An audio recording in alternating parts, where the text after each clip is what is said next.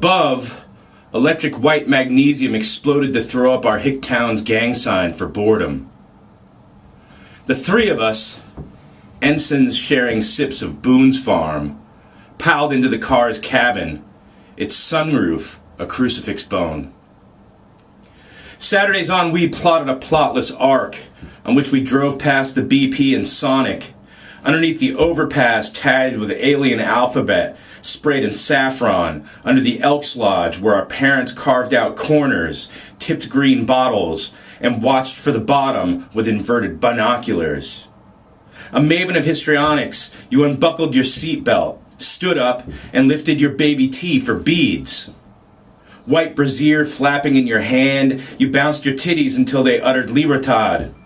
Our driver, your Castro, turned the steering wheel hand over hand, burned black donuts onto the road, and slingshotted your body from the back seat.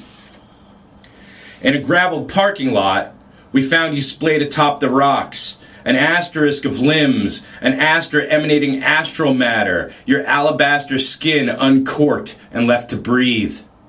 Still, our driver jogged to his trunk, fetched a tire iron, and said it'll have to do, thumping the tool in his hand. No need for overkill, I said, and snatched the tire iron. A driver bristled and flexed, but stood down and folded his barbed wire arms. We showed mercy. Lightning bugs wiggled their neon asses before our eyes. We passed the Boone's Farm around your carcass, a coffer unhinged at the joints. Alone, the three of us contemplated a Saturday struck dead. Its blood trickled across the horizon. Sunday beckoned us with a come-hither finger as it bent over to pick up a stone. A village of abandoned babies, we're left here to breed and sprawl, to spend weekend nights entertaining ourselves, taking excitement as it comes. It bears repeating. We showed you mercy.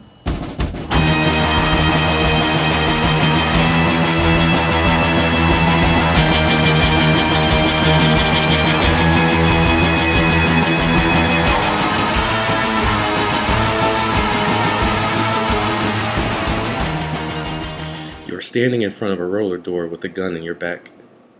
There is no light to speak of coming through your blindfold, and when you pull the roller door up above your head and receive another nudge of the gun, you enter into even more darkness.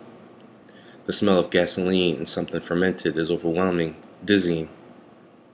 The gun in your back guides you to what feels like a bridge chair in the middle of the room. The chair is metal and cold. The gun in your back pushes you down into the chair. The darkness of the room becomes thicker as you get used to the smell. The voice tells you to put your hands behind your back, and you do so, the gun now at the nape of your neck. You feel the roughness of the twine as your hands are bound. You feel the twine tighten and begin to break skin at the wrists. The voice tells you this will all be over soon. You do not make a sound. You sit in the murk with the smell in the chair, bound and beginning to bleed.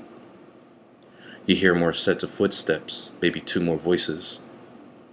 You hear the flick of the flint of a lighter and see a quick flash through the blindfold, which then turns into the orange beacon on the end of a cigarette.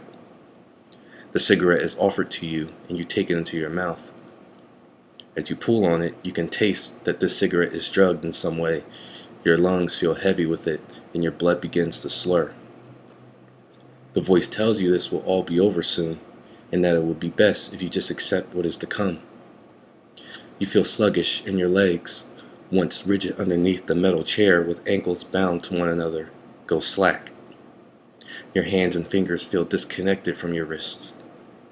Your head feels like the bottom of the deep end of the pool. You smell the gasoline and something fermented, but also now burning plastic. The gun at the nape of your neck becomes the gun pressed into your cheek. The gun pressed into your cheek wedges underneath the blindfold and now grazes across your eyelid.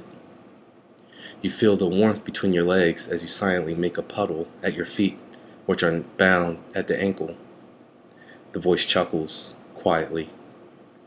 Quickly, you begin to see faces flash in your mind, faces long since gone, faces long since thought about.